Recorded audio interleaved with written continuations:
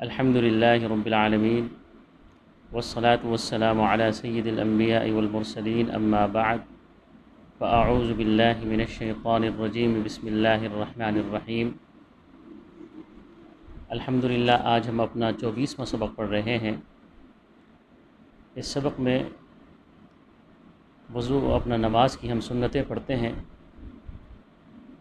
پچھلے سبق میں ہم نے جیسا کہ آپ کو بتایا کہ سنت حضور اقدس صلی اللہ علیہ وسلم کی طریقہ نماز کو کہتے ہیں، اور چونکہ آپ صلی اللہ علیہ وسلم سے نماز کئی شکلوں سے منقول ہے، اس پر میں نے آپ کو بڑی تفصیل کے ساتھ یہ بات واضح کی کہ کوئی آدمی جس طریقے سے بھی نماز پڑھ رہا ہے تو وہ سنت کے مطابق ہی پڑھ رہا ہے۔ بس فرق صرف اتنا ہے کہ کچھ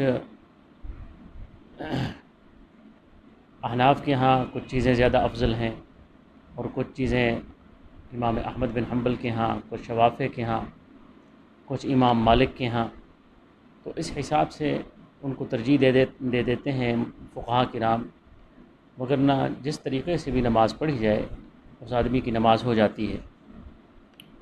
تو سب سے پہلے ہے تکبیر تحریمہ۔ تکبیر تحریمہ کہنا یہ تو فرض تھا، لیکن تکبیر تحریمہ کے لیے ہاتھ اٹھانے ہیں، کہاں تک اٹھانے ہیں، تو یہ طریقہ سنت میں شمار ہوتا ہے۔ اور حضور اقدس صلی اللہ علیہ وسلم سے یہ جو تکبیر تحریمہ کے لیے ہاتھ اٹھانا ہے، اس کی بھی کئی شکلیں منقول ہیں۔ کاندھوں تک بھی آپ نے ہاتھ اٹھایا، کانوں کی لو تک بھی آپ نے ہاتھ اٹھایا، اور کانوں کے جو اوپر والے سرے ہیں یعنی یہ حصے یہاں تک بھی آپ صلی اللہ علیہ وسلم نے ہاتھ اٹھایا۔ تو احناف جو ہے وہ ایسی تطبیق دیتے ہیں کہ تینوں طریقوں پر عمل ہو جائے۔ وہ کہتے ہیں جب انسان ہاتھ اٹھائے تو اس کی ہاتھ کی جو نچلا حصہ ہے، یعنی کہ یہ نچلا حصہ یہ کندھے کے برابر ہو، اور جو انگوٹھے ہیں یہ کانوں کے لو کے برابر ہوں، جو انگلیوں کے اوپر والا حصہ ہے یہ کان کے اوپر والے حصے کے برابر، اور پھر ہاتھ بالکل سیدھا رہے، اور انگلیوں کو نہ آپ نے بالکل سخت کرنا ہے نہ کشادہ کرنا ہے۔ نارمل حالت میں جو انگلیاں ہوتی ہیں انسان کی، اسی حالت میں آپ نے اللہ اکبر کہنا ہے، بس ایسے ہی بالکل ہاتھوں کو بالکل سخت کر کے ہاتھوں کی انگلیوں کو سیدھا بھی نہیں کرنا اور ان کو کھولنا بھی نہیں ہے، بلکہ نارمل حالت میں انسان کے ہاتھ قبلہ کی طرف قبلہ رو ہوں، اور پھر یہ انگوٹھے جو ہیں کانوں کے نچلے حصے کی طرف اور اوپر والے حصے کے برابر، اوپر والے حصے کی انگلیاں اور نچلا ہاتھ کا نچلا حصہ کندھوں کے برابر۔ تو یہ تینوں طریقوں پر عمل ہو سکتا ہے۔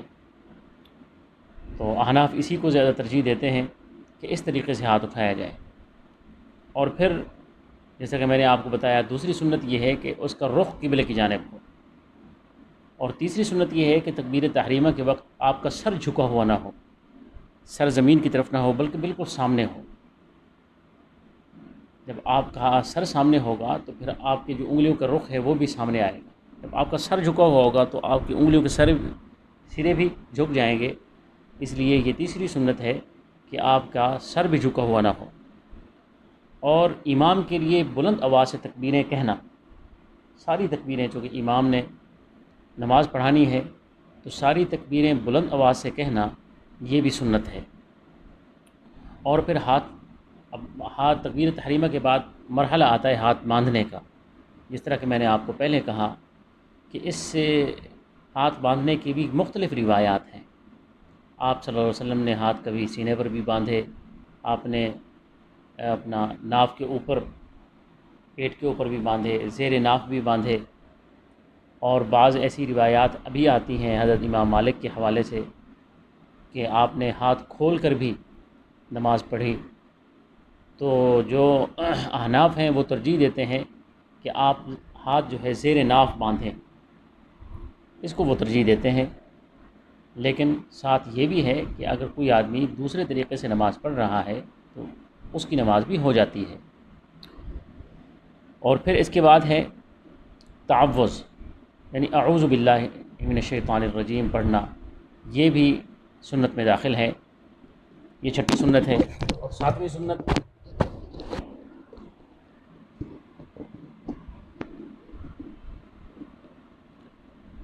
سنت ہے تسمیہ، یعنی بسم اللہ الرحمن الرحیم پڑھنا۔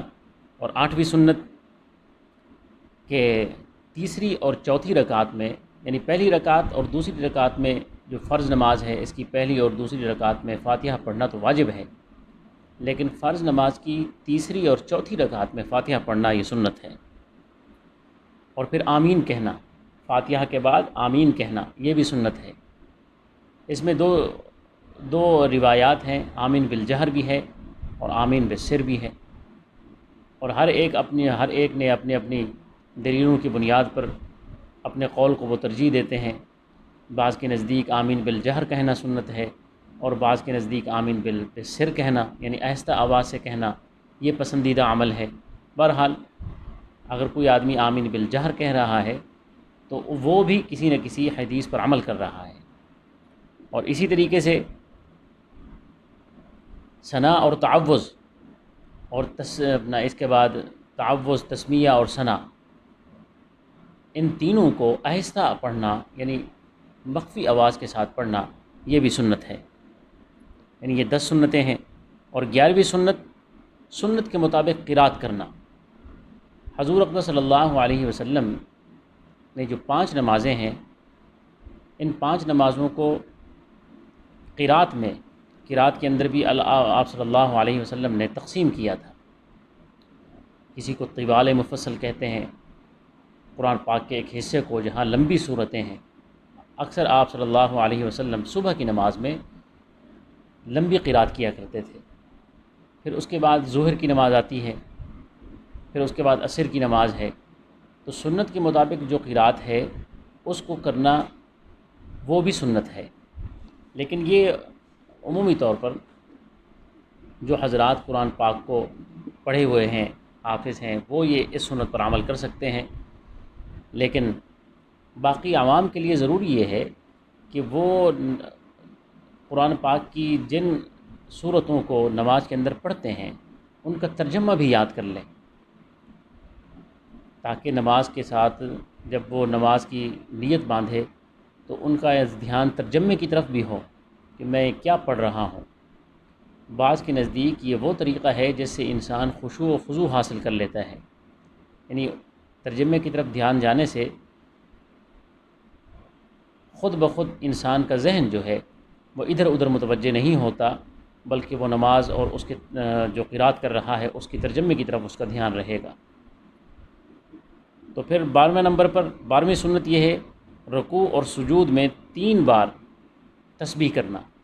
رکوع میں بھی 3 بار تسبیح کرنا اور سجدے میں بھی 3 بار تسبیح کرنا۔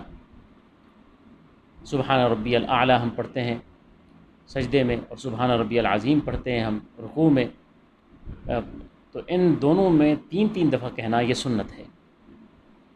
اور پھر اگر آپ اس سے تعداد بڑھا بھی سکتے ہیں، لیکن سنت طریقہ یہ ہے کہ وہ تعداد کم سے کم اپنا طاق عدد ہونا ضروری ہے، یعنی اگر 3 سے آپ زیادہ کر رہے ہیں تو 5 کریں، اس سے زیادہ کر رہے ہیں تو 7 کریں، اس سے زیادہ کر رہے ہیں تو پھر 9 کر لیں۔